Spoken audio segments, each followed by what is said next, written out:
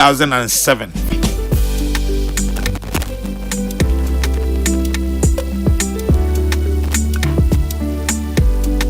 Nanso say dear Edin dada na minim no hwe na wo hu no Ghana for say fe tima kunkum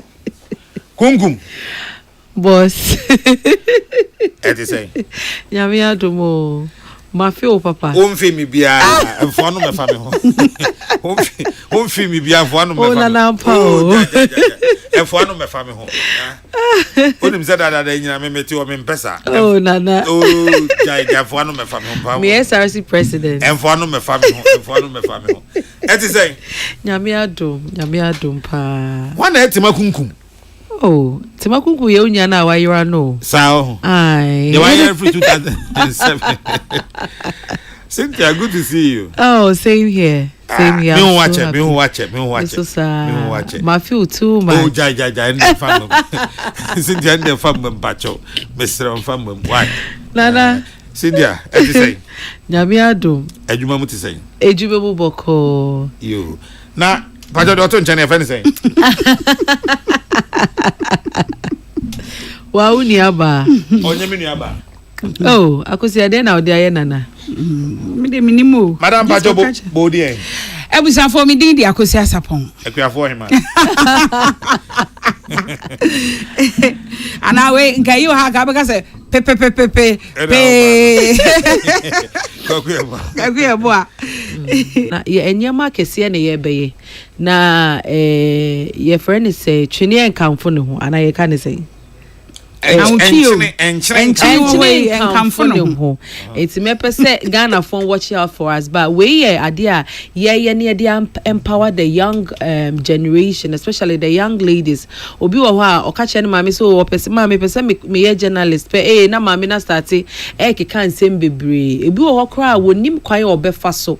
Anase wonim what being a journalist or a broadcaster entails. Enti ye be ye workshops ni idea for these younger generation no they meant into a broadcasting scenario no intinana nyama bebre na ye ba be intimunta ye chiwai anti network o say friends a network for them network of women in broadcasting Norwip yeah den mo be den inana yo me pala me temo asi nana te ase wa nana say wo de wani adi ema ewo ensentre adwuma ni mu a kamia ye se empre bebre no eya na yaka achi enioma bebre bi ewo ho a ewo adwuma ni mu a ete yen kwa achire oba wo ye ensentre ni wo te hei nyame adom wo yere wonye broadcaster oho nanso enumpo no so wo a otena fie eche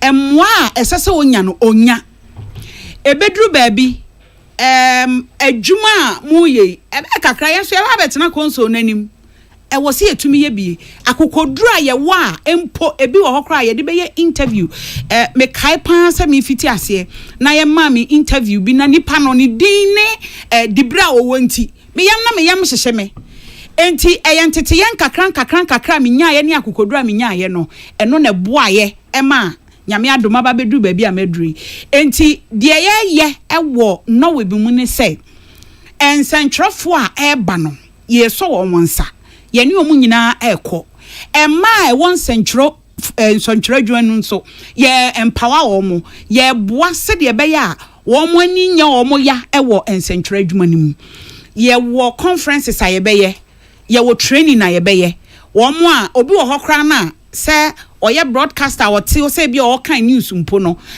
o wayem hyehye kakra eno no ye behwe ne aso ano ya kyerɛkyerɛ nti sa training sessions no ebeba ye be ye workshops eno so ebeba afei na wonim se yen sentrofo ye mai emre bi wonim adwuma ameye sanitary pad yi ho asem ye ubetimi akọ regions ni bi ye mpese ye bebo die sanse ye bope ye behu ba bi aye ka akọ regions ni bi wo ho a emma wo mo ye nsentrofo nana common sanitary pad kra na katua nso no na mpo watimi atosa sanitary pad ni bi enti abra ye ko nyina no ye beso omo nsa ya kyerɛkyerɛ enioma bi wo ho a esese wo mo eye eka ho se wo ye nsentwereni suku wo se wo kobie eka ho se de be ya wonim de wo nsentwere adwuma nim no ebetumi aka obi wo ho so a woni sika krampa a ode be ko school no enye sika nso nko ana yetimi ede ginim de ya wo nyoma hodo bi ekeka ka ho ya wo short courses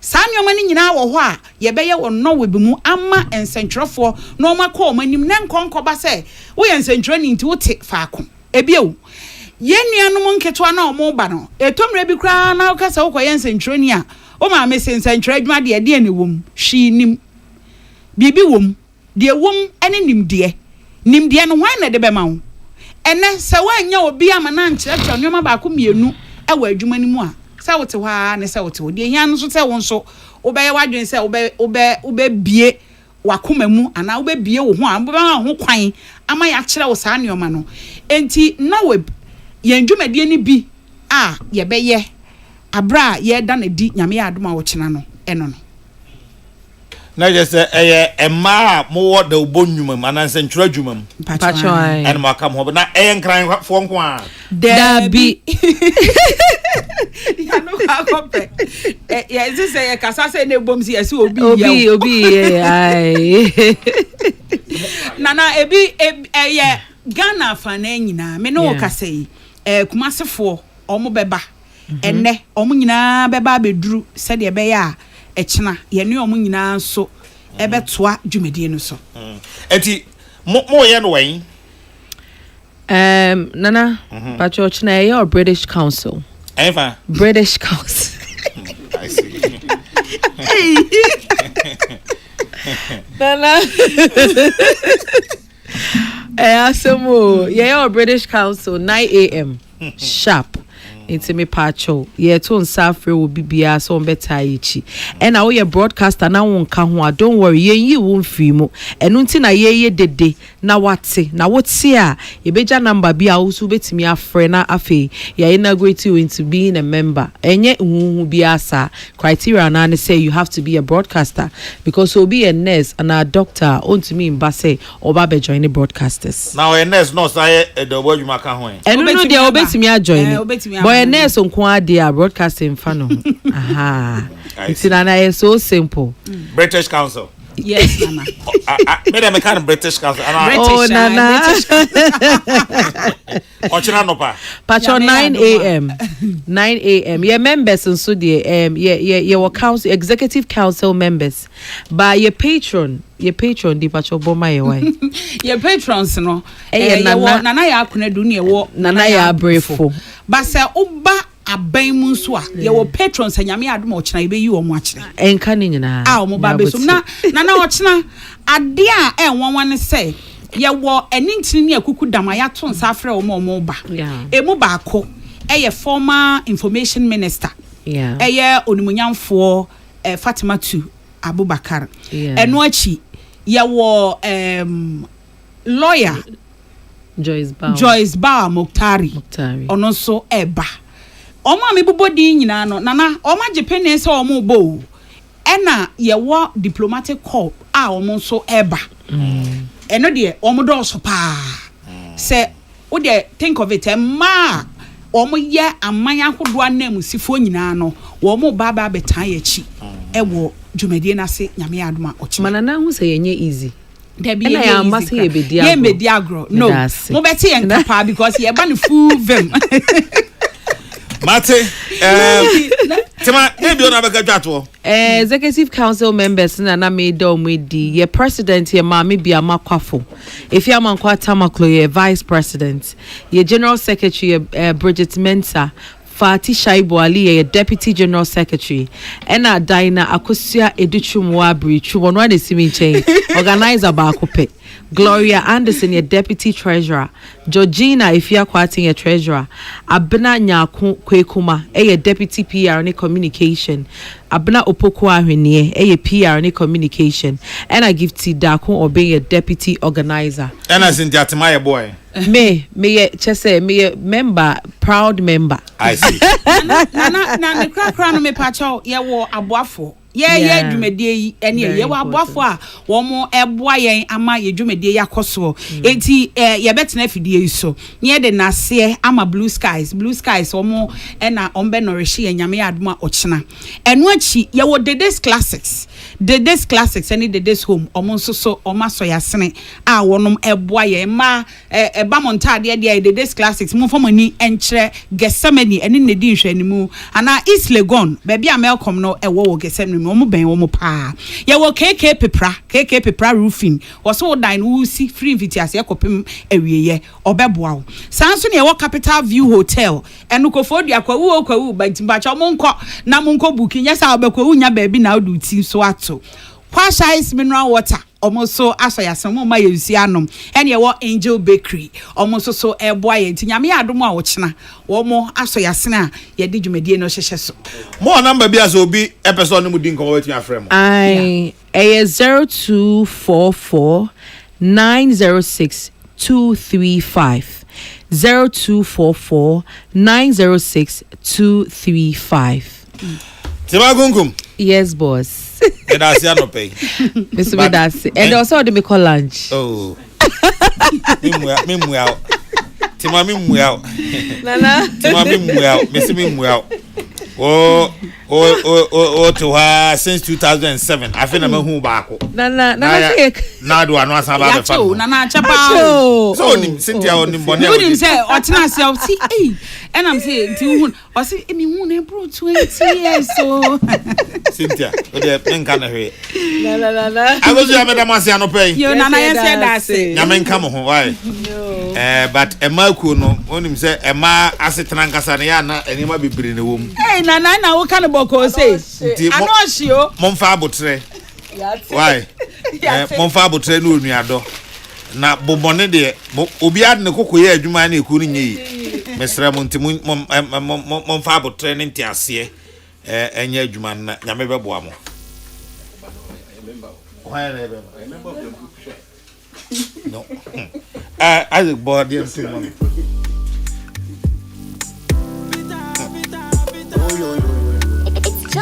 I'll take Mohammed Waha.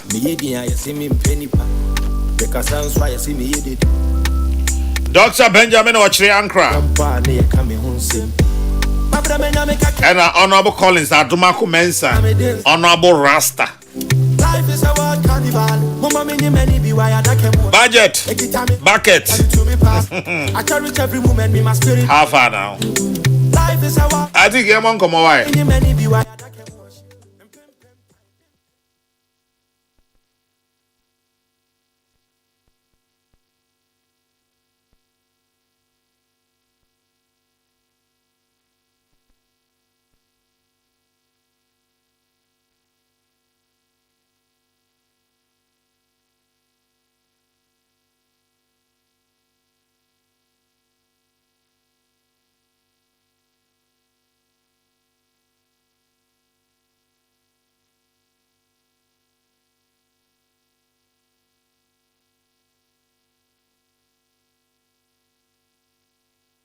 It's always that last time though. Wait for no man, let's go. Commando, I shoot like Rambo. Semi, yeah, baby, I'm a dream, yeah, I did. Swear, my dream, one in it, yeah, I did. Swear, say, baby, I'm a dream, if I don't. Pim, time, pim, done.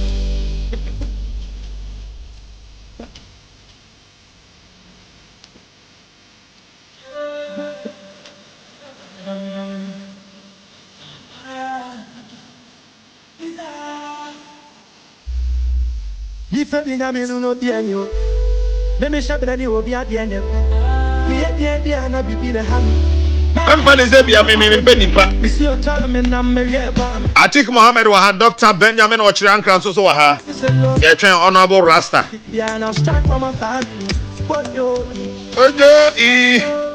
I'm a soldier, one man soldier, means one soldier. Okay, mommy go studio 2 na men sha se mon komo na budget hu asemi ni hu komo na hwe ba bia Ghana for so be chechire mu afa Secretary General Atik Mohammed na dey Secretary General be ma enu dey mi ni obi mu Secretary General Juman de. What jai? Watch. What jai? Oh. No, me jai. Now what to say? Yami da chame won na. Yeah, de nyame ase. Me na Romani. Me na me ni ana na yo. E dey say. Yankopon adom. E dey radiasi. I hope say bibia ye fine. I think it could have been better. Oh yes. It could have been better. Hey. Are So me nu isu ndi me ntia you. Ana onya message bi an FIFA do kan ho. Wan ho. Fado kan. Enyo Faradexi Fado kan. Me nya message bi ade. Ya be sako ayi benefactors day no. So obesa new invitation. Oh, me ya dada member dada nti. And enye hu me twan no ka father say me twan. Why? Me twan no pa. Hu Romania. Why na dwi pass obebo mi atete asofo a. Na mani agisa. Ka cha ne say ewie hase na. You see, I go so diocese. Yes, seminary. Hey. Yeah, yes, seminary between Brosankro and Bichemun Kwanta. Oh, fine. My Lord Bishop, His Lordship, Peter Kokrokoo Yahine. Yeah. Wajasa sika kraka edaho. Yeah, DBC seminary. Nti we happy na ye kwakọ ye no ho adwuma. Oh, my God. Nti nyame ho kakra. My God. Yame nka ye ho na yenya ne ebetumi mfa nyina sore no so ehia we can wanya hwana be ehia pa adamete se mo kam se enzawam kwa no futuro enya futuro keke o enya futuro they say the list of the problems on the road na we ba kwa no so ko fast weekend there na speed humps near the omaye wani ma na there's no sign sanka at least sign bi o say be do highway o ha ebe kura be prepare wadwin ube hu as o afuasi puripura ukura saluna o he obenya accident easily ye be din komo say see but mama me wish me offer ase baako Mawiram Quest o Wesley Girls Senior High School ene eye wa woda onyankopon nhirawo na ontenanim chirawo na o ma me Justina ose yenka nchirewo blessing Mawiram Quest awo Wesley Girls ene eye wa woda yema happy birthday na nyame enka ho na bibia so enkoyi empema we so say happy second birthday to Otnel Gordon Inshira Nkrumah. Hey, Otnel Gordon Inshira Nkrumah of Mighty Hand of God Monzori School, Kaswa. Oh, okay, may the Lord bless you and keep you. Oh, parents, Mr. and Mrs. Nkrumah, my precious, and I say, baby Inshira, Yankopon Enkaho, happy birthday. Happy birthday. And a champagne, I would that. Oh, Mayor. Yes, Mayor. Mayor, Yamin Shrao. You. Yamin Shrao. Catch the doctor or Ankra say, me manache. Your friend is Sam Ayepe. Oh, Honorable Ayepe. Honorable also Metiano pay. Afano, I've been about transport ne vehicles themselves. I've been papa. Honorable Pacho, baby, I will be a Yamin Cow. Honorable Champagne. Mayor Yamin Shrao on to 2 and Monsi na omo anim nyam onko so mo ho ban na wabusu nyina na da chi ye ka kanafo a abesumo man ya man ma within enfrim ba kwa me kaipa ne collaboration a one other states enya ya na omo beboa omo de tracks ba ye omo de mfidie ba ya no mo boa ma omo to me clinic kumase. Another thing now we say obuwa ma tricycle ananka eya gie duma boso eno so tumi yifi ho enti anope Yamin Shrao obi bia odi na oda ne bia Yamin Shrao no okay right yeah I think somebody there when see me kana sema di we chem only the only one of the few because omum for one of the few friends in the MPP I can say he stays a true friend regardless. Yeah. From day one, he's been a true friend. like and your friend there now say you are diluting the impact of the relationship he's had with you. He's been a brother. Mayor, continue being you. I think it is his nature. That's not here. You know, that's his nature. And yes, he's the way he is for any reason. I think that's just how he is. And dear Ebua, you know, there were Nkrophobia who were supposed to be friends or colleagues in opposition, or more opposition. Omba Bemuni the SSI. Who ignored the relationship or friendship you had with me when you were in power? Koso. Whom you are in opposition, you mean you are down for him. What is here? I cannot be a friend only when you are in distress. Until when you are in distress. I say, oh, you're fasting. Oh, fasting. I mean, but they can't be friends. The fact that you forgiven Nipan interest, you are necessarily bound or are now obliged to be friends. If you thought you were not a friend in power, continue being that ex-friend, you know, even in opposition. But those ones who continue to be friends, you know, who continue a relationship and a friendship, and I like to let them know, say, I don't take such friendships for granted, because these are pure and organic friendships. But fair weather friends today, Masa. Who are Bemona? Una Wabidra. Dr. Kokrokoo. Oh, offer dear. Yes. Honorable Simon Semensa. Or no, they be on come listening. Honors one to us, you know. Oh, okay. I mean, those of them are not here. Adam for both in opposition and government. Your money, Momo. Mate. And say Sampine. Utrinkwa. Samson Kwame Nyamechese Memo happy birthday. I think it's about time he moved from Ashanti region. Because this is the type of person people would want to see, you know. Come no.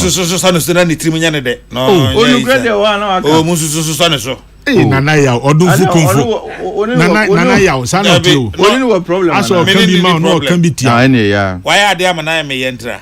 Facheno. No oye querista kama. Why is there on kobium? Oh, na say dia emre ni ntra. Enyemre nyakwan ye emre ye nema na aka ni nyina. Oh, Nana yaw. Enti Sampine, o pese me no say nua dey start san kokwa practice. O start kwa me no be fine. Listen to voice. Honorable Emmanuel Eje Anhwira no pe me mo ache na Honorable Boache Ejako. Man Torino. Oh no, offer there. Odemufo. Onimnyansa. Man Torino. No, he's learned. We see Onimnyansa. One can hear. You see Onimnyansa there now. I think sir, you are understating what he is and what he has. He is a well-read, well-learned, and very brilliant man. Chese Bibia Onimo. Yeah. Bibia Onimo. He is well-read, no. Oh. We are craving you Quran now. Kona Mudinkoma. One day he will start quoting from the Quran for you. Over there, I think you know a greater part of his time is spent reading and learning. Yeah. Man, Torino. And he hasn't stopped. Torino. No, over there or the move. And over now no pay me chow. I think enemy one round pay. Oh. 30 minutes. Okay, a Gospel of Matthew chapter 24, verse 6. Verse 6, you know, A, B, C, D. Okay, C, no, verse 6, C, now see, Chasebasa. Matthew chapter 24, verse 6, C. It Chasebasa.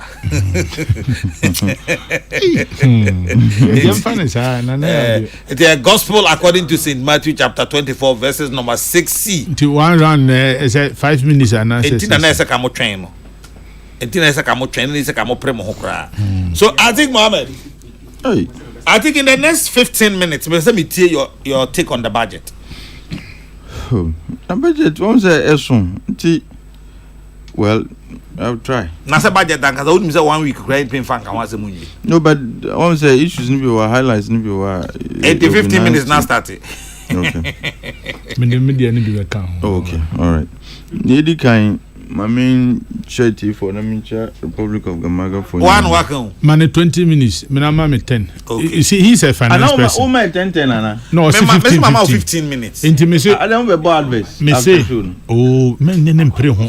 No, I said me home because the time is all the way to 11. Patch of 10:30. Me say on family me the 5 count. 2 be kasa 20 minutes kasa 10. No, you see, we need to first contest ne allocation. allocation. Ade ne ko yi. Ontie. Onyendru onyendru hoye. Ono tinyo hase. Anyway, now. Oh, doc, now na person say me din. That would bomb yampa and is ya me who cry me here. Sir. And I'm a hook baby alpha coffee so. Sir. Anyway, and in that case, make a general. Maybe next week, any time, then we go into the specifics. Okay. Okay. I only see that because or no air finance. Okay. It's fine. Let's go. I say yeah, your presenting budget see, especially after changing government. And anytime you have a presenting budget in November, usually you don't have the full complement of the data to the end of up to the end of the fiscal year. No, until on the presenting media budget and a review now the full details now be to. But we know, even though you were much more, but at least Abain has had the opportunity to know how all of the you can say macroeconomic indicators no fed by the end of the fiscal year no until the be a bit too I would say the performance of some of the the performance generally of the economy in the last fiscal year no in some areas but in some areas you can see your boy kakra. And Mamisha is free the fact that 2024 was an election year. And usually we have this problem of a friend in political business cycle. Say business cycle a year when you have fluctuations around the trend of the economy. So your growth trend, the fluctuations around it and a friend business cycle. But you were drew elections time.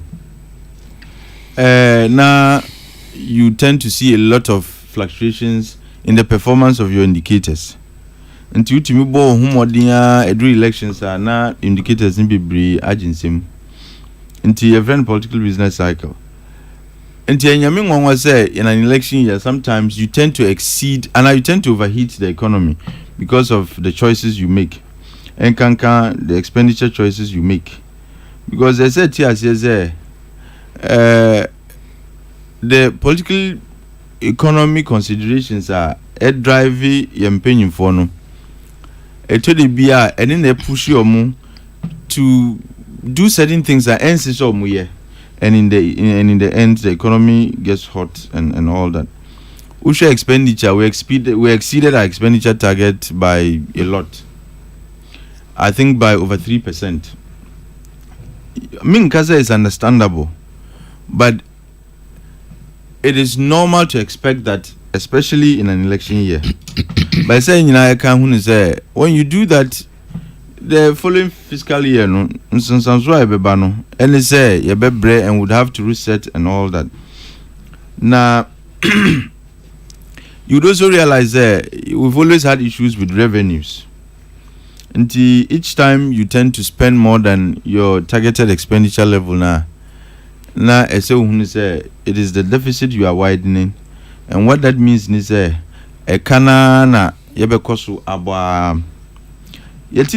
we are running an IMF sponsored program, and Ukra even places some constraints on the way but even so we have not stopped to borrow. We have not stopped to say bebia yendet yakodri here say yebetri breaks no.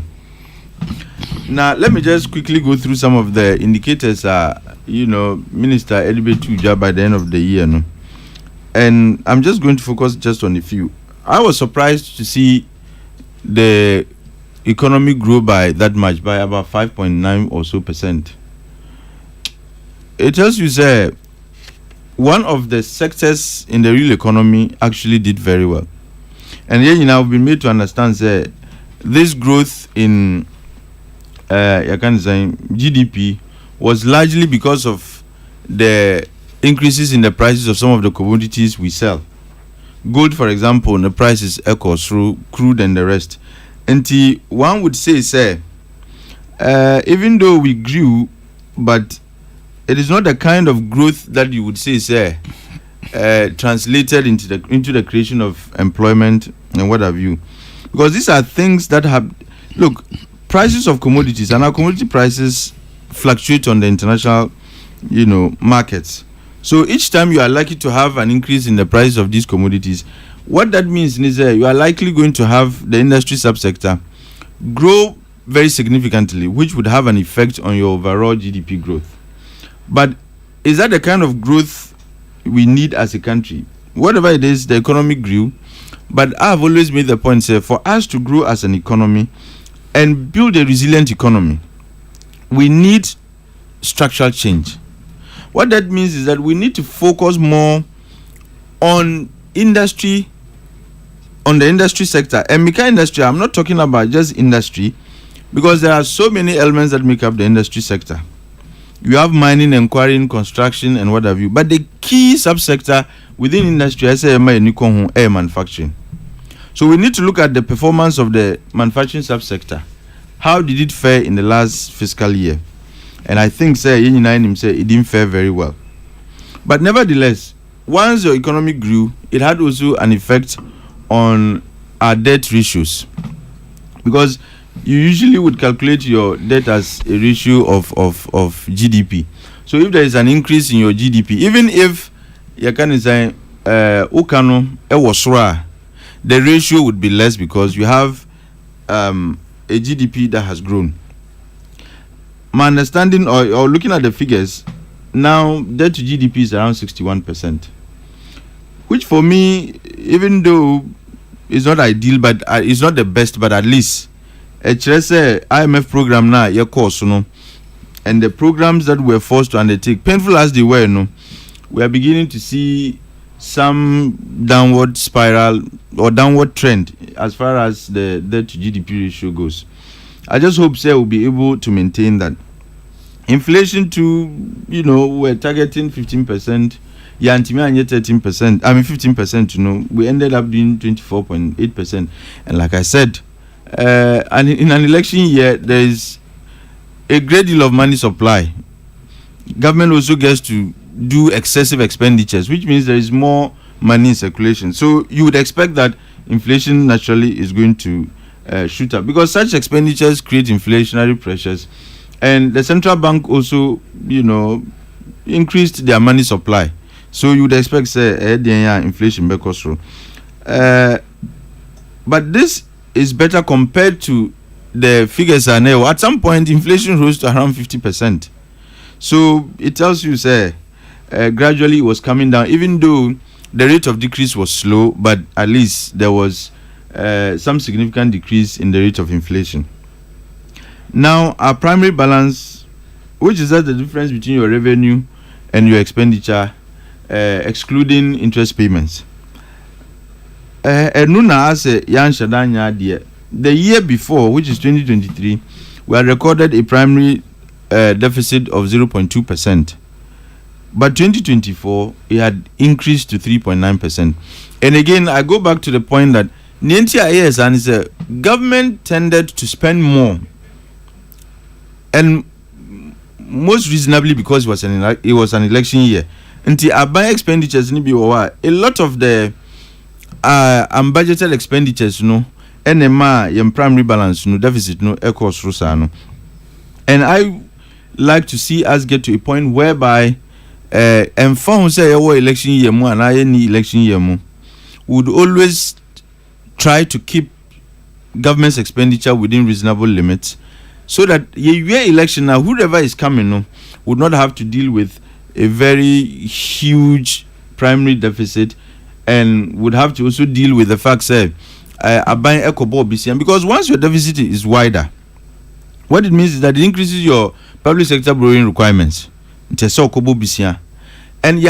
because of the debt situation and the restructuring now government is finding it difficult to access capital markets. Now, government is limited as when government raising revenue says here through borrowing. Government is now limited to just treasury. Treasury securities. Government is now limited to just treasury bills to raise money. That tells you say Aban has been boxed into a certain corner because of our previous actions. If people had listened to the caution about the borrowing binge, the way Bobisia everywhere, the fact that you are credit worthy interest, you should go borrowing everywhere. But there can a man for NTA until Kodru Pempensubia. I don't want to say Ghana became insolvent, but we're having difficulty servicing our debt obligations. Well, until once you have that, you would have to come up with an idea. Ubetimi afaso edia service our problem and settle your debt obligations. Until na yakonya sa punky juice yedi microphone the rest of that. Now it's become difficult for investors to want to buy government securities, especially long tenured securities. Until buying is now limited to treasury bills. The 1 year, 2 year bonds and the rest of that is becoming difficult for investors to buy. Because once you have a situation where you default in the servicing of your debt, the signal that is sent to investors is when you buy their securities, especially long tenured securities, there is no guarantee say until investors are now wary, they are very cautious when it comes to purchasing government bonds. Until now, and of course, the IMF is also telling you, say, look, we need to take this fiscal consolidation thing very seriously. Until anyhow, the way Anamu until now, government is constrained and government is limited to just the issuance of treasury bills. I will explain, say, with respect to a buying budget or the abetudra. Any the kinds of expenditure Aban anticipates to engage in. And having said so, another AEBA mihu ya miyem shame any government's arrears. Bare 67 billion Ghana cedis, and much of it, about 21 billion, is owed to the road sector. In fact, you see, if you do the audit, what you would realize is that interest on kwa ebeda sikeisu eka ho bi na government's arrears you can say in that sector ekosoro no nti in fact matise on commitment basis cry eso say this is on cash basis, but on commitment basis cry aban arrears no edo so cry say idea essay ye dwin ho azoman obi koye na ejuma ma aban a minim say aban usually doesn't have cash lying down awie ya na yetua osika, but there should be some reasonable time limits within which aban honors its contractual obligations to suppliers and contractors. Aban when you ready, don't engage suppliers or contractors.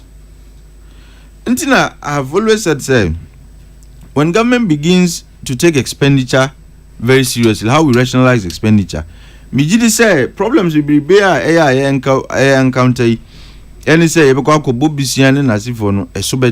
because you look at your revenue, then you plan how to spend.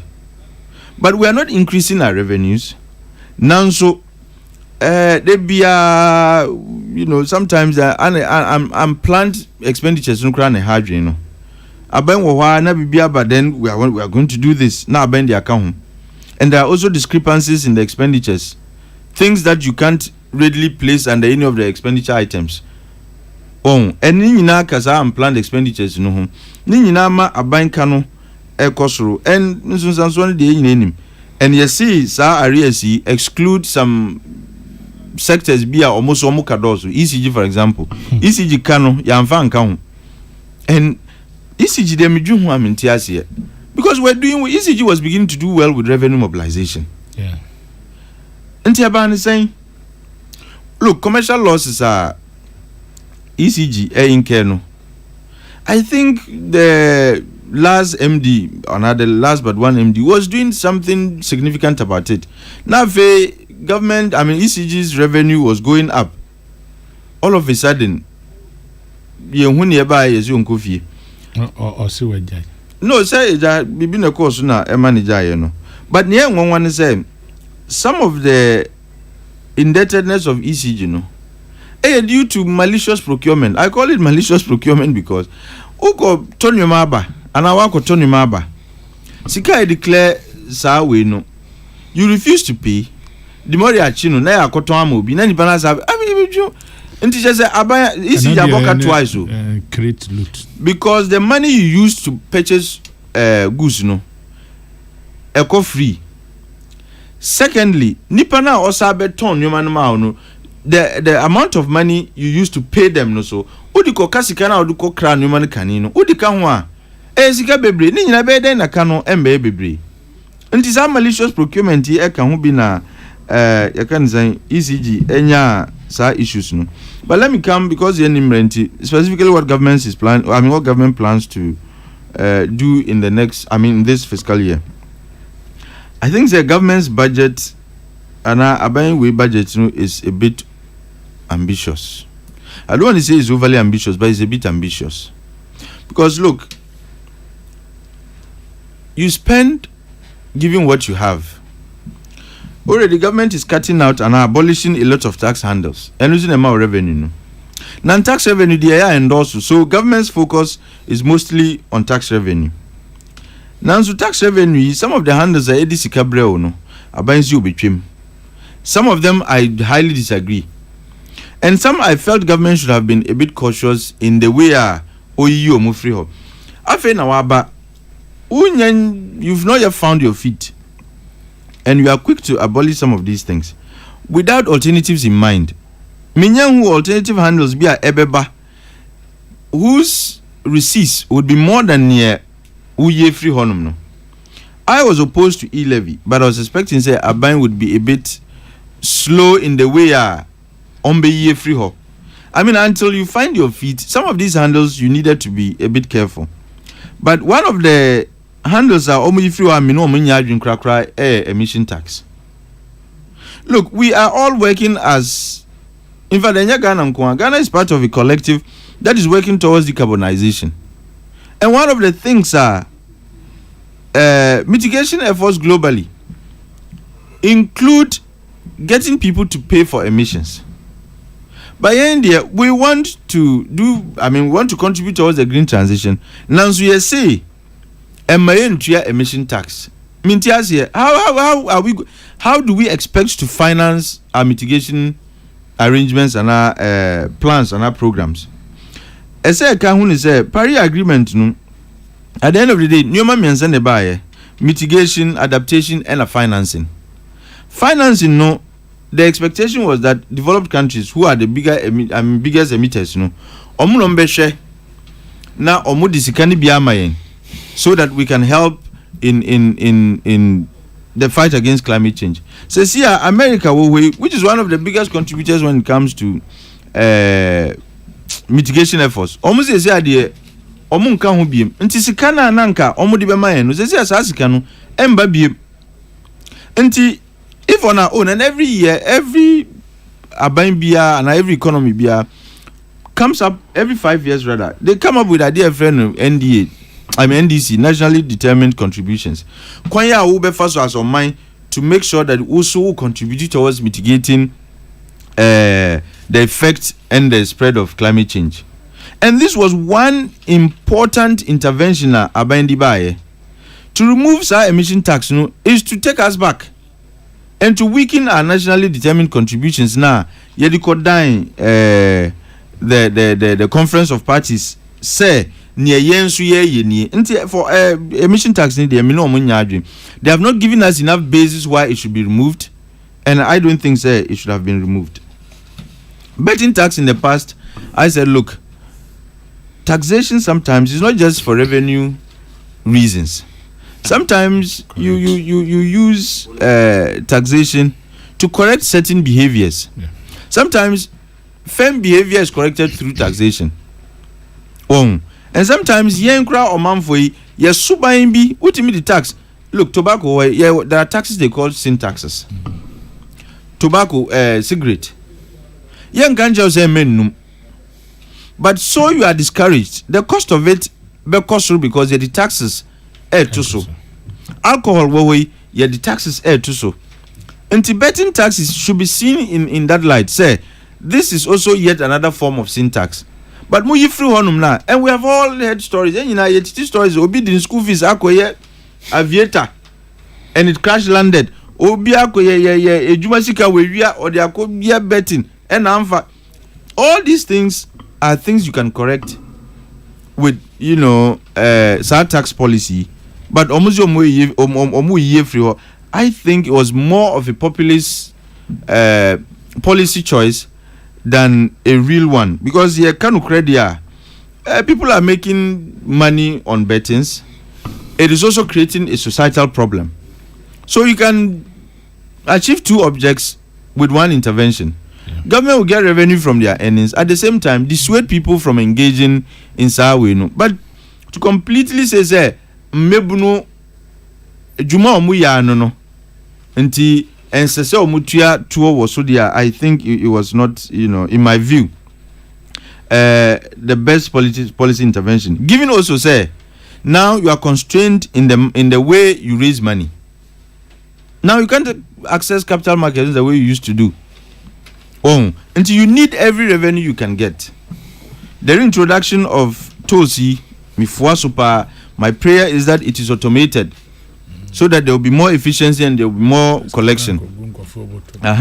But if we go back to doing it the way we did in Nidia and I've heard the Minister for Rules indicate they would work towards automating the collection system so that it doesn't have to involve individuals. Now, some of the expenditures, I think, this is the first year of this government. Like I said, and you have given us a picture of where we stand as an economy. It's not too impressive. And one would expect, first year, you would be a bit slow on some of them. You would end up going back to borrow. You betray the memorandum you sent to the IMF in respect of borrowing, and you'll be forced to go back and borrow, because what did your money be baby? You've raised expectations. Sikasu niho until the end and the revenue streams are near say a buying a fasuji sikano. Says here ye baby a free ho until Quemen abenye sika and abe fasu sika edia. Yes, some of the things are ye. For example, I am all for free education even up to the university level. But you see, you look at the economy's capacity before you proceed with certain things. We have started with free SHS. It is doing well, but there are a lot of challenges. One of it is that we need to even augment the funding source for free education. We share the annual budget funding amount now. The Petroleum Revenue Management Act allows you every year to determine 4 thematic areas where 70% of APFANU would be used to spend on, and we identified education as one of the things. But is it enough? The answer is no. Have we thought of alternative ways to augment this funding source? Now government is saying they are introducing another layer of expenditure in education, because you can say first year university education are free, without thinking about where the money is going to come from. See, Get Fund Sika. If you read the Get Fund Act as amended, it is not explicit what it actually suggests, and it says about financing of needy but brilliant students. The money needs to be given to scholarship secretariat for them to do that. Martin. So domestic students are brilliant and they need support. It is rather Sika Yedima Scholarship Secretariat. There is this nebulous, subsection that talks about doing everything to help, grow education and all that. Mijidi say enu nombe jinaso akase yedi get fancy kano akutia academic facility user fee for all first year students. The question I'm asking is, you see, when you are evolving a policy, you look at the credibility of the policy, the impact of the policy, and the likely impact of the policy. And again, you look at actionability and sustainability. Until where you're in the first year, are we going to continue like that for the rest of the 4 years? Say year bia you could first year for academic facility yourself ya more mana. Is that really a priority for Abai? Until yes, Anna, these are expenditures government is exerting on itself, making it difficult for the government to find its feet. You need to take some of the promises you made slowly. Because these are promises that come with cost. These are promises that come with expenditures. Mamifa we envy. Dabi, what the kind? Why is it say 25 minutes into the Mamin Tio Nyan Makano? Saka, Mamin see for me. Mamin come now, the Mamin come now. Now, say Anna, Obeja, Mamin see for me. Okay, let me just end on this note. Say, a woman say, Abai made promises and it is intent on keeping, these promises. But I would advise caution. Because then the reason why I'm advising caution is that government is going to be constrained in the way it raises revenue. And if you are constrained in the way you raise revenue, one year you'll be forced to go and borrow. And even borrow in Nukra, you have constraints regarding where you can raise money from. The program IMF for starting, we might not be able to keep to it. And government will be forced to go and borrow even more.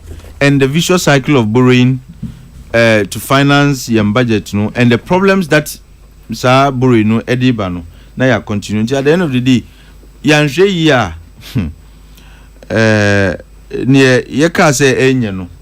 we might either be repeating it or even worse. I think government needs to be moderate or modest in the kinds of things he wants to do. Because the police on person and air bonnie, but show bottom.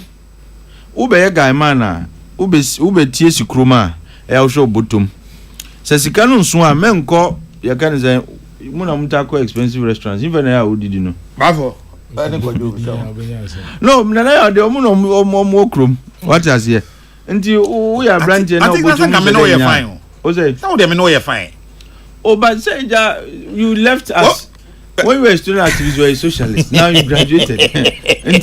That's why I'm deferring to you on the choice of places. I think I will always hold the same view. Then about idea. No, I'm saying the answer me who you answer you are transitioning. Sir, any episode Joyce. And the government should be modest and a bit slow in the way it wants to honor some of the promises because they come with cost, which cost government is not ready to bear by way of revenue to shoulder. Nti I say careful kakra. But mama mo no Rasta kwa ba na fe. Honorable Rasta. Oh, cardinal. Yeah, campaign we no we win here no here party. Me nam kwa so benya no go for frɛ sir. Oh yeah, we said na campaign. Oh, that ground dey nyabotre. Oh yeah, we. Me ya we pa. Because go for frɛ said. Say wo Medina Rasta. O me say ma o man tisa me ka honorable Collins that ma commensa. Rasta no o kan. And o man tisa me ka say o ye MP. O man tisa me su frɛ fija kwa abre. Oh. But Rasta ne do moti. Mate. Afija kwa abre for mu MP. Honorable Rasta wabedu. Ye me hono ye fija kwa abre north. Ye we fija kwa abre south. Initially na efija kwa abre north ne south ne one district. Okay. Upom ho na brother ko kaza mo nto amunyai no. No dem kwa abre. Eno ye kwa abre. Ono efija nka ho. Ye hono na ofen no. Efa nti ofen na ja. Ba mo so man to amba. Efija. Ba jo say. So man to. Oh ye MP ne e parliament. President Kufadu Adodi. No so man 20 and no we need sitting in Jersey. You want the popular vote. Adodi. Doc. Minia. Mariti o budget no aina eja. Rasta de niema wa choro no me ko no ho amenya mpon. To de o de ko. Ono de metumi apon no tem bia na eja de we chechire ni ntime fero. Ana nia edikan me enchi atiefo. O hwe budget ayaye over the years. Na ehu se sika ayaye adwun se yebenya anase de ani ebubu yebenya no. Iswasen ni ayaye adwun se yebe yusu a. the IMC ba because aban say obe raise 223 them obe spend 291 68 billion about them and a deficit and your babo was here at their show. E be Bosiano so the insin hu beba o.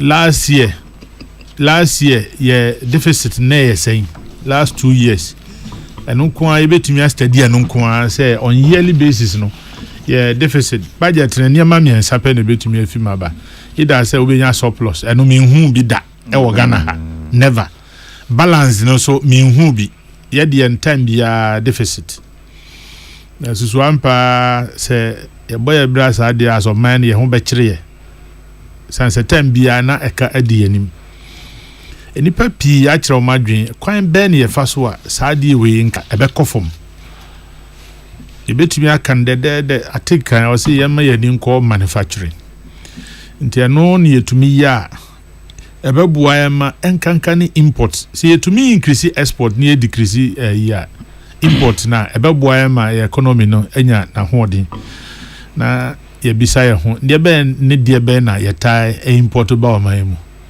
ni asabe yentumi nya no yentumi nye ne mum ni anka ye betumi aye ne de anka yenya deliberate effort say sadi we de anka yenya no ha ya na yemfa sika nkonkokra etoda na wasem ya akoye tintin unam bono ene hafu areas unam adan na hu watermelon sabe obi ayi de na ho de adua na eda ho na airpro unam central regional hu pineapple ene anka eno so egu ho airpro post harvest losses no kwa ya de mua eka ho ne ma professor Mills yes enka yente buffer stock na niema na yebetumi akora no nka yakora.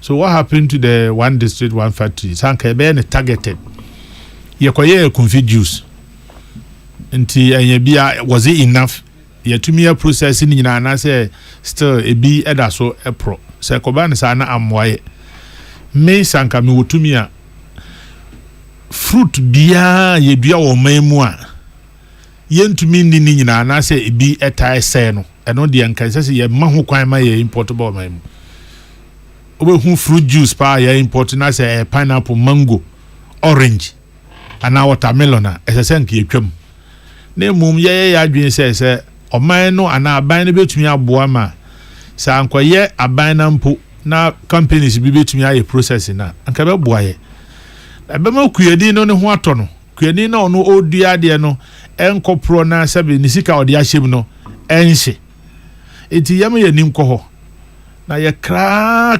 toothpick edua edi yasim dia wabra ye say ye de nkampro na ye nkampro susu omamu edoso wo hapa asiye ntuye ti yam ye nim ko manufacturing no ho eno be boa as a people na bibia ye be kra na ye san wo ye our taste for foreign goods na so wasoro so me adman ko fu pa Arabs no so ye president to or your minister or your denyo or dressing ni omo ye na no mo hye o say Ghana ye hye ni identity o say o hye we kakra no o hye we kakra anka ni ya pam wo ha ni ye say ye hya say o ma tailor ni no so benya sika ni ono nya ye material no say material no mpo ani ye ntumi nya eno so ye say ye betumi ye me ni come manufacturing no na akrakra no anka ye nte so. What to be the social impact of these policies on the people? Nti aban se wo watwa wem ebesi nne me menti ase se aban se oba betwa betting tax maka what happen me ye adwuma aboso me yeteme earnings ukoye investment eba aban ba mu otua tax otua to wo nti so obi nso akoye bet na ono se investment ono so wafa ne se na adwuma no me mum kra de nka memfo so bas enye niame me pe no bia beye edu ba bia ye encourage laziness nipa no onkonkodua na ye nyina enyeska na ekom de ya ye be fa hin enti nka bibi ti se betting tax de o se nka ban ma no wo ho but mene hwan aban so obetwam man ti bibi wo covid-19 level no I think OTBB because now bank has obetwam but ni am so omotwam no dey on no I think it's been abolished. recovery and COVID recovery levy no. COVID-19 is our 1% in that VAT. Yeah, I think it's been abolished. No, no, it's not. It's part of the VAT reforms. I'm sorry, there are VAT reforms. Okay. Now we read the VAT reforms. But COVID recovery levy is not part of VAT. One of the objectives of the reforms is to ensure that it will lead to Sanka COVID-19 levy. Sanka aban betia ana minister subetia. Immediately there, it's not part but it's a standalone levy. It's not part of VAT. See omo de akoka ho because we have VAT receipt na ehemu ho. I can just read it 172. Mr. Speaker, the parameters for the VAT reforms, which will be completed this year, will include abolishing the COVID-19 levy. Okay. So they will abolish it this year. But it doesn't mean the immediate ones no kind. Okay. This will come about after the reforms. No. Honorable Medasa. Enti sanka aban betie me anka ma ontwam. No. Recovery levy no. Obetumi asesa ne di me hwe national emergencies esia ya Fiscal wen. Consolidated fund. You mean to create ye be ma sa 1% na enwo ho. Ye mum ye nye ne say COVID-19 recovery emergency fund and say BB disaster fund na enwo ho. Who say yenya a lot of opportunities to raise funds yankasa eba ni atogu eba ni yefi sometimes because of political expediency because ti o mem yesi betu ato hwe Burkina ni other countries e hyen akese ni load na ebudu na ese kwan no omu nyina be fa hakọ say omu ntua roto na America no kwa no otwa USA dim si yesu America yentua to ho yetua enso yetena ha ma nipa ba akopɛ ka say ma suspend o se matwamu bottom line ye ja atua ne ase sika na ahia na eba so me ka se me enchina na say man enforce no ne nyina di no ma be di watam okrom ha why was wrong say yes ye betu sika o say o ma sika na 78 million pe say o sika asem no ase say be nyes kampo enye hompo na na ha me say ya kan budget ye nyanko debate nwie appropriation cry yenye now wo de ye kan ye na nti wo say budget na ya kan awie nti it is effective anajo na wo say matwa roto. Who does that? Obian to me nka because ye ne etues kan ye kwa ye complain you. Yes ye twam na na scan ya hia. Debi o. Na kokwa na nsia ono ne nta ya hia ode bi kwa anwan. Enti saban so be introduce ya on family. Ne mo me sre me se COVID-19 de. Ye nyi di ne mfi ho. Ne ma because ye oman ya answer na nsuo beto bi anim se afi we de flooding besi. Even our disaster preparedness no kra wo form. Nti saa nyema isi a yes water region tidal waves nyema market ahye we ya say nyema esisi nyina ya ko Fiscal no ya nkasa no consolidated fund no scale wo musa enti yensisa di no na say bia aban betia because say we ye free ho kra no you are going to also not have access to sika na anka BBC obetum dia me imagine chire no say aban ko onye na bia national disaster fund and I say emergency fund yen fanto yentua because o man bia mu nia ya kan na hoye fie hoye say hojo sika no so tuo ya no mjeje no mde adwuma na onti he campaign na ye hye bone ade na ye nim sa ne ma wo kan nyina na ya politician ba ko na ti he na former politicians ni omo amesa ka chiro say o se si aso nya politics I take on your politics or your former minu no omo enemy tin dia no ye din so enti say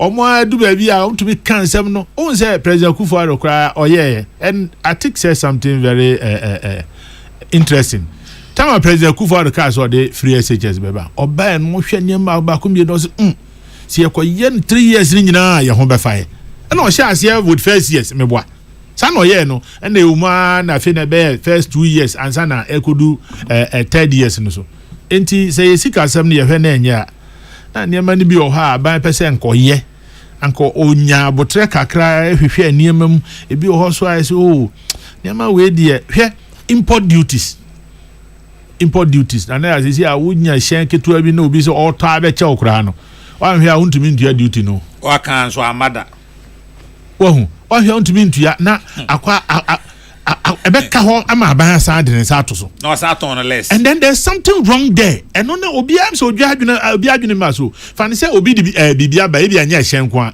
bibia it could be anything what the aban so oje 110,000 wenya sa aban so okoton ade na ade ni papa mu no de nka on ton sa 110 no nya sa sika na open eno ntina eno na open na nipa na nya ntua anya sa nso ade na ebetumi aton mo bi 30,000 na ko ba ne say yes ECG why den okra niema company bi na kra niema na bra ECG na o man tumi anyi e na o moton oxygen na obi koton e na o san be ton ma ECG oh kana ye o ade pa o there's something going wrong. I just hope you say nyenokre. I just hope. Which one? You see, Honorable John Jinapo say ECG about 3,000 containers. Really? 3,000 containers. Ewo port. I ain't to me here and I will hold for 5 years. I only pray say nyenokre. Say nyenokre dia. Hey, na say o man ye tumo adin. At the same way, how different is this from say nkofo bi che ye nuro se emfa nhwe ye ho yare a ye jasi port ho a senye ono aboku boya anka nuro no gu ho a ma bi kra expire say na who say e o man we no 3,000 containers ade ehia ne yense ahone wo hu na ba you see bottom line who say support wo kra be san ye ma me boa 3,000 into engine space ECG niama niama no into egu container ni ma 5 years le bi nsai really yo me ya meka me say de hwe nipa bebrebe e wo man me 30 million omo ebetun aye adwuma enfa so omo manyi awie school ni ade a obi a osiansa no nwuma e kan nyina bo ma ode enfa say e be 50 million ene ye fa adwuma na wo wanya nyame ani madom na president ahu mobo no ama position o ye adwuma na nka wadwene o man no ho kakra omo a nyame bebo omo manya positions no ye bibia woni ho aye de be kai wo say me so me bai kakra mitumi ye anope atiki digo wan so abo Mahamadi meboa ECG former ECG boss o say e kan do so dodo ye beti asim ni agigi ska ni bi o ya de tem bia no matter his flaws papa no ye ne de ho ye beka so enti ya ka no say susu ampa ni o ECG board o ni o ECG management omo aka nyina e bia yo sector ministry bi kura ehwe ECG so na susu ampa say no kra dia 3,000 containers aka port for about 5 years. To buy and training humans. Man train we say no crass. Why? Enti ye nyina ye moa revenue losses obi o ha say otueska or say onibi. He na I won say senate for kra to me no agreement say e bia sika say otua ne untua e bia ye nko say obi a every month we betua say say aka we ye ma e bia 6 months 8 months tua fi ho. Nko fo tua ne kakra fi ho. Inti aban ba hwe no so obi a say tax amnesty o de ka e bia be 5 years ni ye ma o say e kwan e fa so revenue mobilization e be kosoro no ye hwe ni yenye na sometimes o hwe ne ma bia obi kura mpe so betu ato because na me tu ato a na me hu ne ye de e no de mra ne nkire sa onye na ba kire se ne ye se ye de be ye den se ye de be no de enye wo wasem mra MP ba kirem once a ye mra se utu ya de se utu ya ne mo man ye mfa ye ni nkosi ba bia o me na manimu e hare me ko kira de ye bosome so a ba akoteme obi susu sika onya no na ye se obi a ono sori anopa akotena office o obi ye POP one room sika se no nya POP sankofo into tax na say Messi a day oji 200 cedis and 150 abosome ye say bosome ye say tene kwakra ne say ne kwakra ne say ye say ye kan brofo no de widen the tax net nya say omo e betumi ahwe omo ye hwe other areas a ebi mu nya sika people are working and earning money omo they don't contribute until finance minister omo na ninko ho ekwan be na toda ukọ other areas ya say we are mason kransa na ebe mu adwuma no ya say e first one register na we electrician one register wo number nti wo ye adwuma no bibia ni a ebenya system ebetumi ya capture ye hu say osomasi wa ye adwuma wo ye odwo nti eka we na eda ho ma onso obetua ba ye je ebi mu na omo ma kare ne da bia ye yerom ukodwoma ono te woto ade ebe hu no ne akotete kitama no but others are earning a lot of money enti president and the ministers in yam ye ninko manufacturing ho say ye no my son to say president say mo obi atu kwan a government functionaries mo bi anko for first class now once na we bi a ye be ma appointment no wo kwa the third class and say economy na eko na o ye ma ban to me now the first class kwa na ka wom na enye ka ketwa yen hwe ye expenditure na yen hwe kwa fa so wo ye bibia de fa ne say e wo dia wo adwuma na de a hye onsa ye ni yie na mka so be kasa ketwa bi o na 5 minutes 5 minutes e mo ani wa ura 14 na wo de se makasa afi me pese me no be nya asem me be si ya see road to ni aba na electronic yenye eno so e wo kwa ba so oh o say legon o pe say o use a ye o pass a car yen sa e kwan de ehin ho lord kwan de ehin e ye baby a ye to bia ye ne sa ye na electronic udu ho a e bia we di ka 2 years ka ne deda na wo kwa na e titi wo pogwazi se die du ha ye betia ana muntu ya eto na ne de be kwa ni ye ya men kan ho ye wi ana honorable rasta boss akwaba any an important to say nyankopon adom na so e I'm so me ho ye me apologize to the listeners and viewers mentally late oh there be yeah me call meeting kakra bi tina amama late kakra na ano person me chia madam for Atik former politician said now your brother no your former brother on the current brother but former politician he is feeling active he is feeling active we meet sharp and me opinion campaign your man me so o say me party ye be because consistently say nipa for your party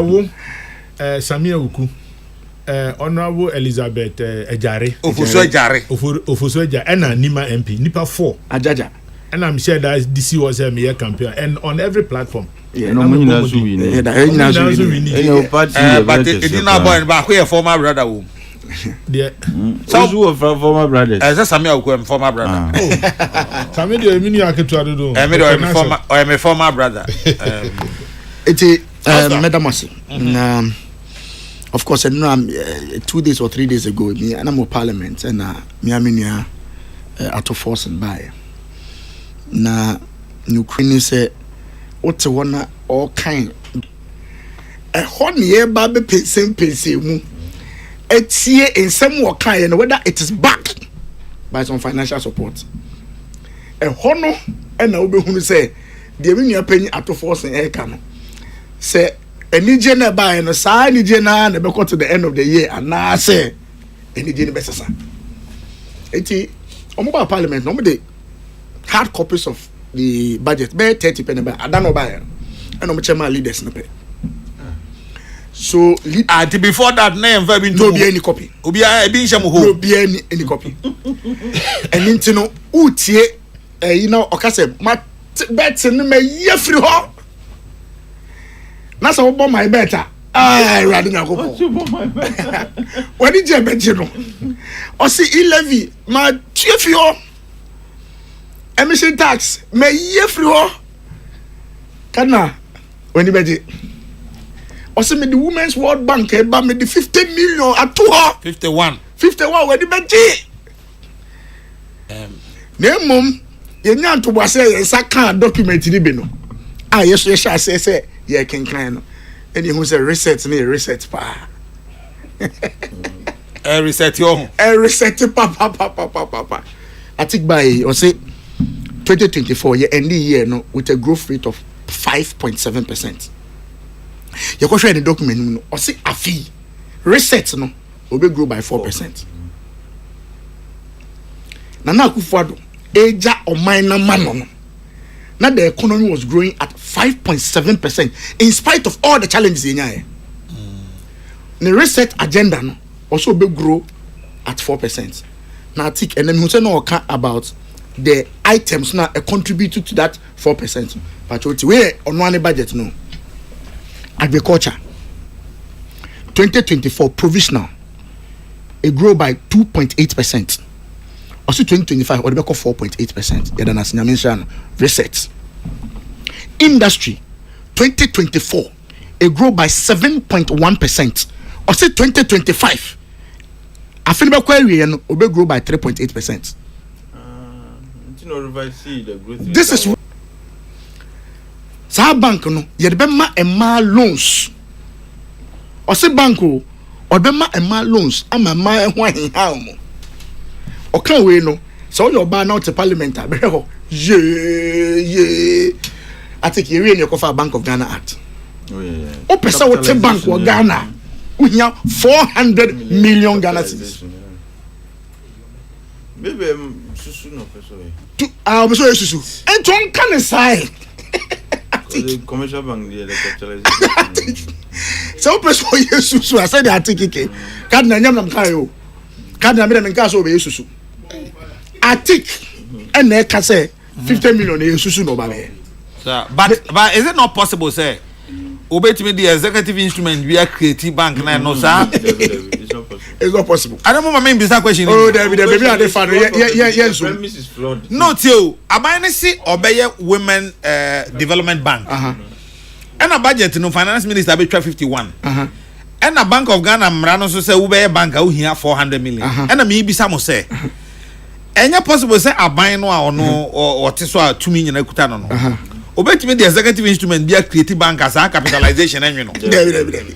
Hey. I buy what to me. I buy this to me no. The point I'm making is say the Bank of Ghana no one buy. Cardinal the point I'm making is say so your me nana oba na utie budget ni kan no a. E ma wani nyi bebre sa. The impression creating say obebie bank amama na manko na be ya adwuma wo ho.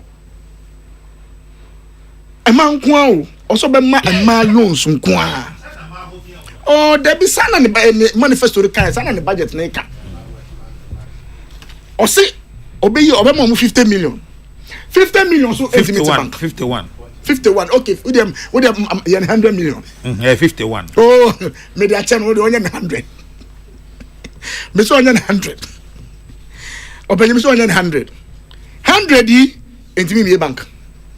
So the point I'm making is that so ye obi na so wo abemu a na so what sa asem wo abonte na what sa asem a emo we nje. Na act no Bank of Ghana in establishing bank no savings and loans here saying. I have to check the figure. Yeah. Okay. It is so person yes savings and loans. I think check mama. Unia, so person yes savings and loans. Catch the Ghana for say am I me buy microfinance. Na say a bank. And they be can say. O se Ghana ma me ba be microfinance. Ye be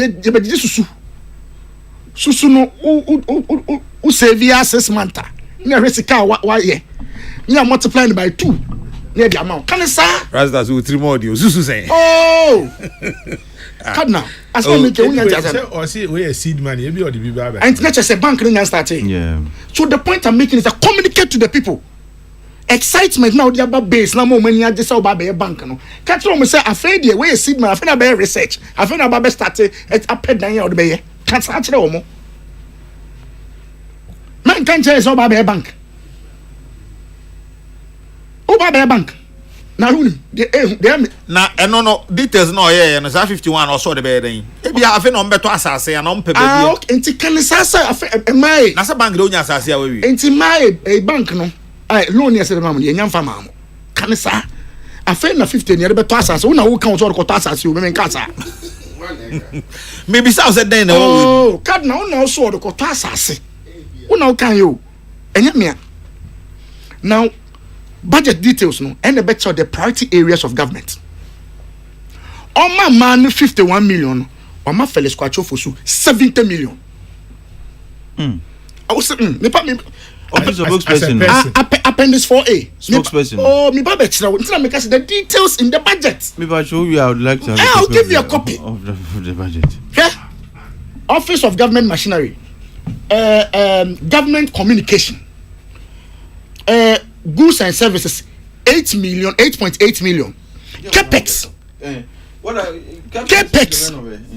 Capex for government communication. Capex. So auto car auto 70 million. And so my money 51 million. I think information. I think who didn't to was let me check them. Oh, I think who didn't to me say one more 70 million for Capex. I think my translate the year, mama. Oh, yeah, no. Only the Tamakumam. there's a portion called research department. Research department at the office of the president, presidency, office of government machinery, minimum goods and services. Based on budget of the money, research department, 50 million Ghana cedis. I also anyway, say I feel I'm moko debate. Say I feel I'm moko debate. Me say research department. One 50 million Ghana cedis. Or no some money capex 20 million Ghana cedis. This is office of government machinery. Office of government machinery. Or research department. Or 50 million Ghana cedis. Research department. Office of government machinery. Emmanuel oye campaign ko kire wo say me ba be bank amma musika amma adwuma mu atere no amma 51 million. Research department under the presidency amma 50 million cedis for goods and services and was amma 20 million cedis for capex. Afa o se na Akufo-Addo na ban na bloated. Akufo-Addo na ban na so sika o tua a salary eso papa Akufo-Addo 2024 official budget ma the total compensation office of government machinery enu 400 million. Do you know the figure this time? Who the figure this time? O isu duru saying me pacho office of government machinery compensation 2.7 billion Ghana cedis. On bet you almost saying Who be Sammy? Atik Mohammed. Atik guys on what numbers no. Oh, 2.1 billion. Me say the devil is in the details. Wow, this is the fiscals are But also The devil is in the details. That notwithstanding, I say what Tias you say. Enema boasisa. Okay. On say uhwe Oh, manikasa. Aseme na make is because I won't even can't me say compensation no normal boasisa. Ada ya koto nyoma compensation. Afi si atold me fa ketu em. Compensation ya to nyoma. Tie tobo. Afi ya told me fa ketu em by 10%. And Akufo-Addo kwatu akotu 30%. Relax. Enti say you find say bia under president Akufo-Addo. Say na adwuma ni bigi even say bia oje 10,000 and now oje 10% abeka ho. 10% abeka ho. 10% they do 2.7 billion. No? And this is office of government machinery. Open with dollar rate I can go high. Nana yo. And now everybody so. Ada dey adwuma. And na make say I to force adwuma na make na wo dey when me adwuma be na make. I to force adwuma wa fa to no ho so no. Eso papa. Yeah, now what gold board? Board that eba be share Ghana ye gold. Uni ma here o dey amano. $279 million. That Inukra is even is come. You better come once them. Kwame, now $270 million to do what? Yeah, oka ministries. Allocation wa ye opa ministries mako 6 boom. Enu secure the gold board. But also, Rasta, also share gold board now. That's a major fika ho asem. He said something that's very instructive. Because you heard the galamsey aye yensa ase ni ade ni nyina no a.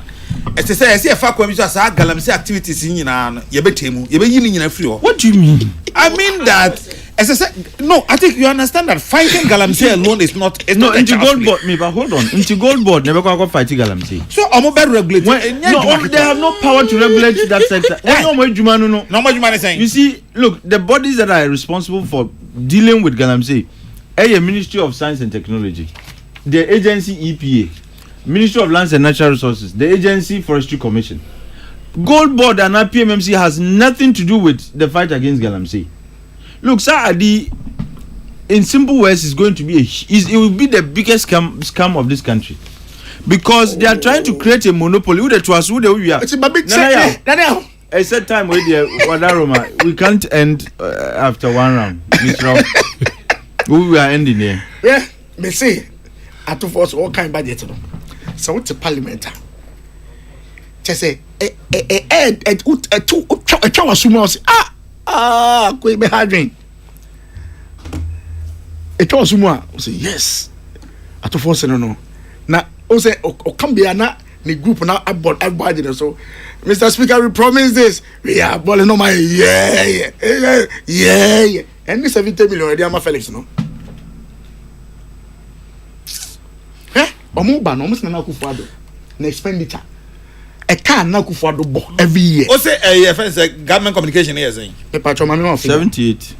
You know. Me more figure. Me o dey keep person government communication. Me keep person film say. That be make a na nkasa. Government communication capex is 70 million. Say no dey on better turn. And the goods and service then no kwakoto. And the goods and service compensation o ho no.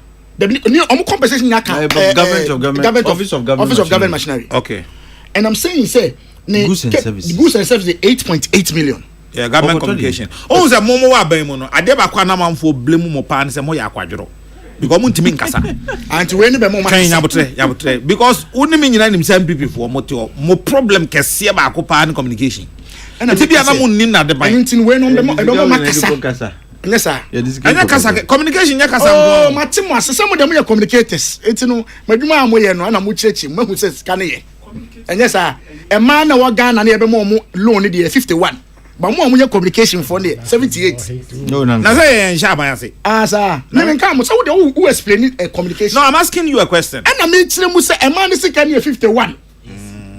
And you see where there where fruit. Total expenditure. I think total expenditure. Yeah. Aban we ban also about the expenditure. Me patroti. 2024 expenditure. Nana Danko Akufo-Addo. 226 billion Ghana cedis. Kai metro. Tro. Me pesa obeki kan bi egu. Tro. 226 billion. 226B. Total expenditure. 2024 fiscal year. 2025 fiscal year. 2025. Or projected 268.7 billion. 268.7 between Akufo-Addo, Nana Danko Akufo-Addo, and his essence John Dramani Mama. One they cut down expenditure. Okay. It's actually is around 290 something million. And billion appropriation. Yeah, okay. And you appropriate this winner. Yeah. But yet you cannot exceed this. Appropriation this year. So difference of 42.7. Appropriation this year 290 billion. So hedge this 42.7 against inflationary rates. Oh, which inflation? Just say what the Martin say we economists. We economists. Economists. I'm just telling you, say what we say on campaign platforms. They can extra amount for just to get their votes. No, it's not all that we do when we come into power. But the name is what you say. 2024 President Akufo-Addo spent 226 billion. And I will say Finance Minister projected 268.7 billion. Yes. Difference of 42.7. But and I make her say. Yeah, you know, say senior Nema Bosi 2024. Obviously 2025. And yes, sir. It's the person Busa want to say. At the time when Akufo-Addo target. At the time when Akufo-Addo year. They are targeting a 15%. At the time when Akufo-Addo year. What is that 2020 inflation koya to 2030 50. I am saying, say, argument then was that Akufo-Addo is spending too much. Okay, Unia Penny Professor Kingsley Nyako Sememfa we Mati. Article the emission tax, though passed by the MPP administration, was never implemented. But Atu said he has abolished it. How do you abolish a law that has not been implemented? Professor Kingsley, why didn't you but the law is still there. The law is there, but my said it has not brought any hardship on the Ghanaian. But it wouldn't, sir. People should not even look at it from the point of view of hardship. It's important because the communication it's say as he be a double so the Jeffrey the tax burden of households. Absolutely. But it has turned out say at someone who can say I didn't quite any dada. Yanyi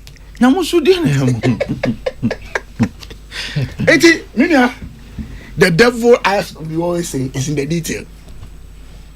And to your bar now when it does say oh babeje soft loan. Oh no, but not man, you know what kind of best system? No, it was one of their flagship programs. Tantamanto phone it me. Makola phone it me. Because said you all hit on me. Ato forcing His Excellency Nana ato forcing eco market and na one man e kasa no. O create impression say oji o move views na 51. Okay, Obi to the clarification. I said government communication as it is now covers all the state-owned media houses. State-owned media houses. Which are okay. Let's go back. Pacho, Me was 2024 the no. Nana Sifachum. Me was 2024. We can go by Ministry of Information budget. Go and check. Go and check. Yes, What Payanko checking Ministry of Information budget? Go and check Ministry of Information budget. Whether it was anywhere near 78 million or what. We also have a research department at the office of the president. 50 million. Who see Atik? Research department. Research. Hey, Cardinal. Okay, Timonim. Say I found the details no, but Timomo yan a appendix ni nyina by next week nyame admana fe de obi ate no once because Mahusa Atik and Kasa is shocked by some of the figures he see. no, sir. Usually, or present a bridge version now. The fiscals you don't see. You don't see. You see the fiscals only when the full budget is presented. There's one last one. And Mapo. Oh, change. You don't whet our appetite and yes, sir. Yes, sir. Mapo. I've been a lang oh. Yes, sir. Nejai, sir. Rasta Sadam tia. Yes, I feel Yes, sir. COVID-19. Oko appendix 3A. Obientiem appendix 3A. Your revenue projections. Revenue national ebechro. Die ebuboswa ma total revenue ne ba no. Unso be abolish COVID-19 levy. COVID-19 levy. What project say oba beje 3.8 billion. Oba. Oh, before VAT reforms, no, I did more than what we projected to collect in 2024.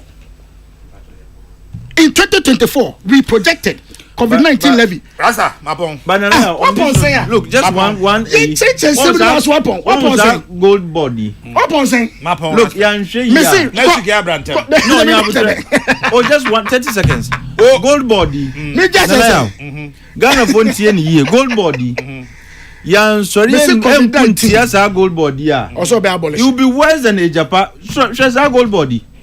It's going to be worse than a Japan, and the effects are not anticipated. Say a Japan would have on this. So that next week, Nyame had momentum. Oh, one important. Appendix 3A, summary of central government operations 2025.